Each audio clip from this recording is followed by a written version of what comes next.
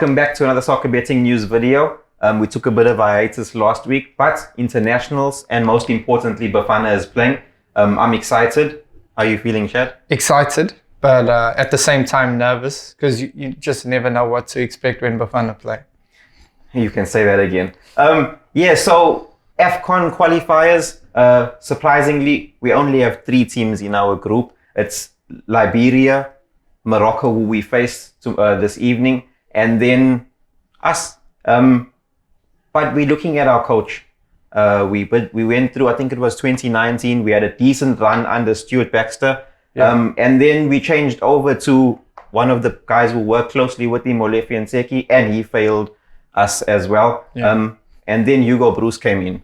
When he did come in, what was your initial thoughts around him? Well, I did remember the name Hugo Bruce, but I did obviously do my research on him. Just looked him up, and I found out that he's a very successful coach. He came with a good CV, a lot of promise. For me, it was just the age. I thought maybe perhaps he's past his prime, but looking at what he's achieved as a manager, he's done fantastic. I mean, the Mexico 1986 World Cup, he guided Belgium to a 4th place finish, which was impressive. He won the AFCON with Cameroon in 2017, yes.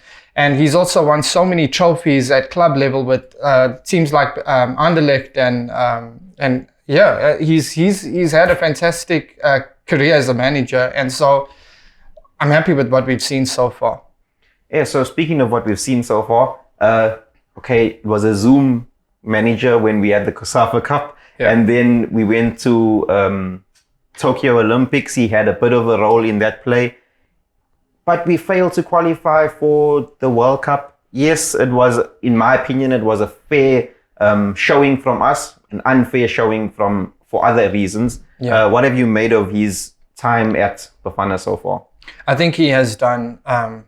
He's done very well. I think he has shown a lot of promise for us as South Africans. I mean, we are a footballing country. We want to see Bafana Bafana compete in the biggest tournaments, the World Cup, the AFCON. And, at first, I'm not going to lie, I had my, I was a little bit thrown off. I remember his first team selections and even the squads that he would pick, leaving out some big star players. But then at the same time, the star players have let us down so many times, and he has selected youth. And I think we have the right blend, youth and experience in there, and I think he just gives his players a fair chance. So I've been very impressed with what I've seen. I think you obviously missing out on the World Cup was obviously unfortunate because there were times when it felt like it was in our hands, yes, and definitely. I think the officiating is against Ghana. I think that's what ultimately cost us. But I think the signs are good. The future's bright for Bafana Bafana, and hopefully we can cause an upset against Morocco. Yeah, we've traveled to Morocco. I think we've been there about a week now, training hard. I've been watching the videos that Bafana's been putting out, but it's a tough opponent. We saw what Morocco did in the AFCON recently. And they've got some world-class players in there. How do you see some of those things panning out in the fixture? Yeah, I think like when it was first when it first came out that we had been drawn alongside Morocco, there was some fear that gripped me. I'm not going to lie, because Morocco, they ranked like 34th, we ranked 75th. There is a huge gap between us, and I think we have to be honest. Even as South Africans, we have to admit that there is a gap between us. There are players like Hakimi playing for Inter Milan, winning the Serie A title, not this season that passed, but the one before that. They've got players who play in the Champions League, players who play in the Premier League.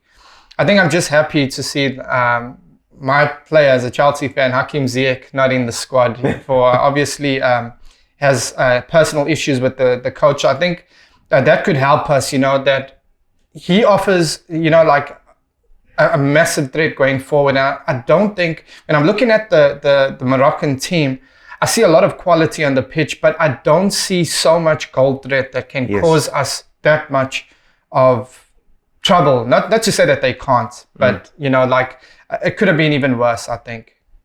Yeah, I feel that Morocco do myself as well. The attacking threat doesn't seem to pose too much of a worry for me just looking at the fixture. There is a player by the name of Yusuf. Forgive me if I butcher his surname, En-Nesre.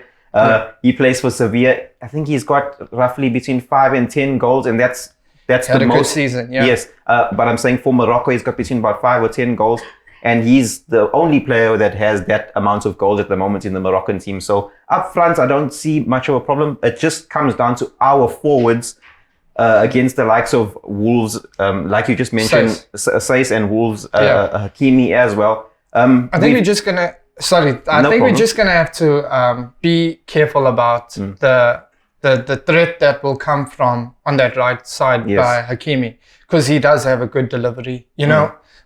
Even set pieces as well. He's probably the key player going into that we need to be aware of going into this game. I think if we can come up with a plan to keep him quiet, I think that would give us a massive chance in getting a positive result in this fixture. Yeah, and then looking at our forwards, I mean, we just saw Themba Nkosi Lorch come in. He's had an excellent spell at Pirates at the moment during the CAF Confederations, and I think we need to tell him he's in again. He's in again, and he needs to put a bit of a performance there for us. I know he's the one who got the goal for us against Egypt not so long ago. Maybe there's a bit of a moment that we're looking for. But I think let's go down to predictions here. I know the guys on the Hit the Target podcast, when they were analyzing the game, they are buzzing for Bafana. How do you feel?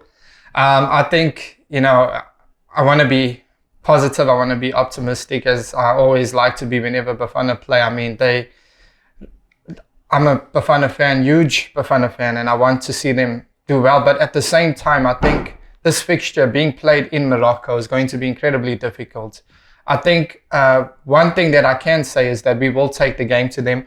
There will be heart, there will be fights, because that's the team that we've seen under Hugo Bruce. But in terms of a result, I think the best positive outcome for us would be a draw. And I'm not entirely convinced that we'll get that, to be honest. For me personally, I think that Bafana are capable of finding a goal in this one. I feel that the ball playing style that we have, especially with Lorch coming in, Percy Tau. Yes, we've criticized Percy a bit heavily, but he has to lead the line in this moment. And then I think Hugo Bruce has shown a lot of faith in Bongokuhle-Hlongwane. I think that those three up front could pose a threat to Morocco's defense. So a goal from Bafana for me. That's my prediction. Thank you guys. I'd like to see your comments in the comment section, what you think Bafana can get out of this game. And then also going forward, if they can qualify for the AFCON. Yeah, I just hope Bafana can get an upset here. I do think they are capable of it, and I'll be hoping that they can just avoid defeats, because I do think that we can get that. I'll be certainly more confident in South Africa when we do play them again. But I think, I just think that we need to just try and avoid defeat here, and a draw wouldn't be the worst result. Well, those are the thoughts of myself, Joshua Gaillard and Chad Nagel. Till we see you again next time. Cheers. For more soccer betting tips and previews, get the latest copy of Soccer Betting News for only 10 Rand at your nearest Hollywood Bets branch or news agent.